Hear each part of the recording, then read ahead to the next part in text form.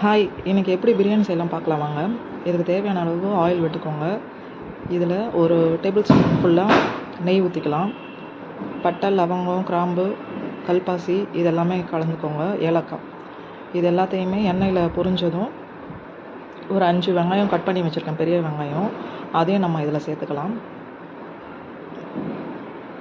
ஒரு 6 சின்ன சின்ன பச்சை மிளகா சேர்த்துருக்கேன்.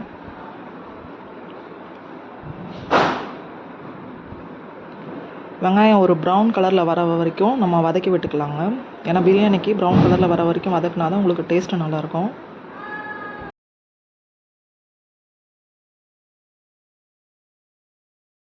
வெங்காயம் வதங்கும் போது கொஞ்சம் சால்ட்டு சேர்த்து கேட்டிங்கன்னா சீக்கிரமாக வதங்கும்.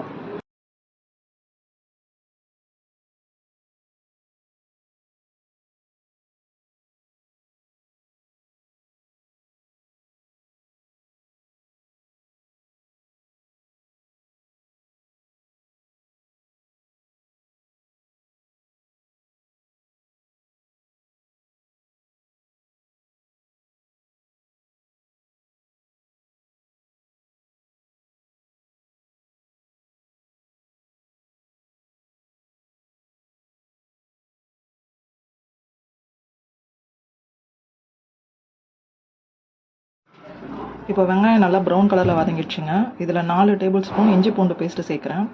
இஞ்சி பூண்டு பேஸ்ட்டு சேர்த்துட்டு நல்லா நம்ம கலந்து விட்டுக்கலாம்.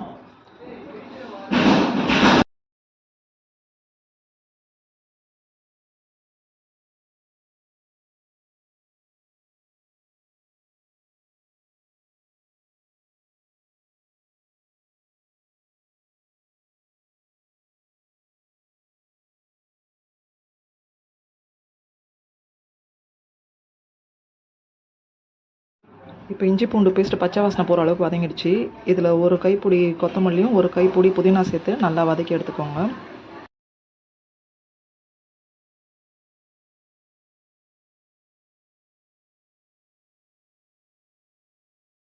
இஞ்சி பூண்டு பேஸ்ட்டும் நல்லா வதங்கி வந்துடுச்சு. இதில் ஒரு பெரிய பெரிய தக்காளி, பழுத்த தக்காளி 4 தக்காளி நான் கட் பண்ணி இதில் சேர்த்துருக்கேங்க. அதையும் சேர்த்து நல்லா வதக்கி விட்டுக்கலாம். நல்லா மசிஞ்சு வரத்துக்கு ஒரு ஸ்பூனு கல் உப்பும் தேவையான அளவு மஞ்சள்தூள் சேர்த்து நல்லா வதக்கி விட்டுக்கோங்க.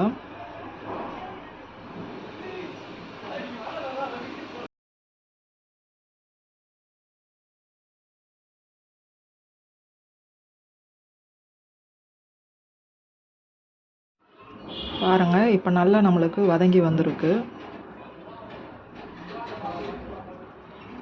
இது நல்லா வதங்கி வந்ததுக்கப்புறம் நான் சின்ன ஸ்பூனில் ஒரு 4 ஸ்பூன் வெறும் மிளகாத்தூள் எடுத்துருக்கேங்க. இதையும் சேர்த்து நல்லா கலந்து விட்டுக்கலாம்.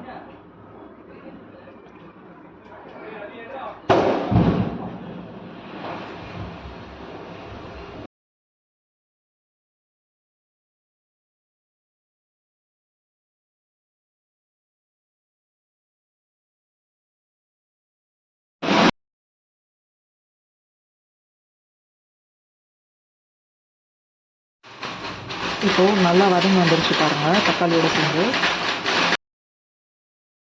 இது கூட நான் க்ளீன் பண்ணி வச்சுருக்கேன் நாட்டுக்கோழியை 3/4 கிலோ நாட்டுக்கோழி இதில் சேர்த்து நல்லா பரட்டி விட்டுக்கிறேங்க. நல்லா பரட்டி விட்டுட்டு மசாலாவோடு சேர்ந்து எல்லாத்தையும் நல்லா பரட்டி விடணும். உப்பு நீங்கள் செக் பண்ணிக்கோங்க, தேவைப்பட்டால் நீங்கள் சேர்த்துக்கலாம் உப்பு.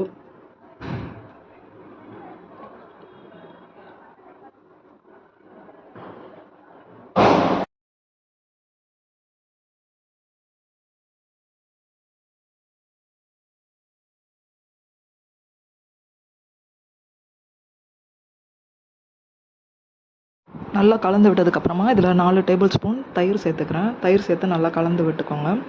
கலந்து விட்டுட்டு மூடி போட்டு ஒரு 10 மினிட்ஸ் நம்ம இந்த கறியை வேக வச்சுக்கலாம். ஏன்னா நாட்டுக்கோழி சீக்கிரம் உங்களுக்கு வேகாது, ப்ராய்லர் கோழினா சீக்கிரம் வந்துடும். ஸோ இதுக்கு நம்ம ஒரு 10 மினிட்ஸ் மூடி போட்டு நல்லா வேக விடலாங்க.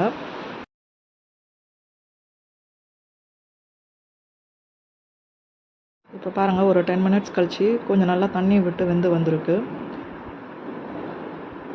இப்போ இது கூட பார்த்திங்கன்னா நான் 2.5 டம்ளர் அரிசி எடுத்திருக்கேன். ஒரு டம்ளருக்கு 1.5 டம்ளர் தண்ணி, 4.5 டம்ளர் தண்ணி இதில் நான் சேர்த்து கொதிக்க விடலாங்க.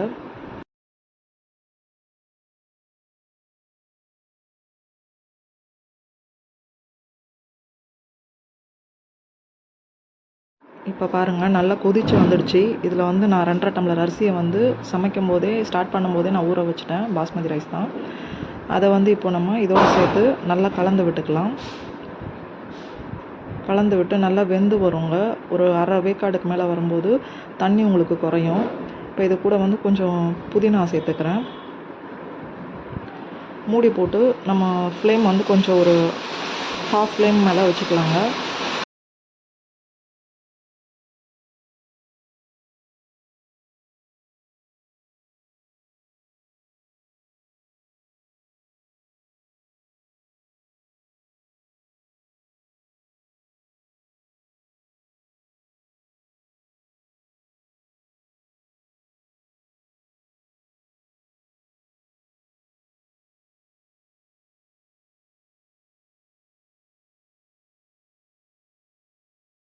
இப்போ பாருங்கள் வெந்து அரை வேக்காடு பதம் வந்துடுச்சு. தண்ணியும் வந்து நம்மளுக்கு குறைஞ்சிருச்சு. ஓரளவுக்கு தண்ணி இருக்கும்போது நம்ம தம் போட்டு வச்சிடலாங்க. சிம்மில் வச்சுட்டு ஒரு பழைய தவா வச்சுருக்கேன். அது மேலே வந்து பிரியாணியை போட்டு க்ளோஸ் பண்ணி வச்சாச்சு. பாருங்கள் இப்போ ஓப்பன் பண்ணி பார்த்தா நல்லா வெந்து வந்திருக்குங்க. இப்போ பாருங்கள் நாட்டுக்கோழி பிரியாணி நல்லா டேஸ்ட்டாக சூப்பராக ரெடி ஆகிடுச்சுங்க. இந்த மாதிரி ஒரு முறை ட்ரை பண்ணி பாருங்கள். உண்மையிலே டேஸ்ட்டு ரொம்ப சூப்பராக இருக்கும். என்னோடய சேனல் சப்ஸ்கிரைப் பண்ணாதவங்க சப்ஸ்கிரைப் பண்ணிவிடுங்க. தேங்க்யூ.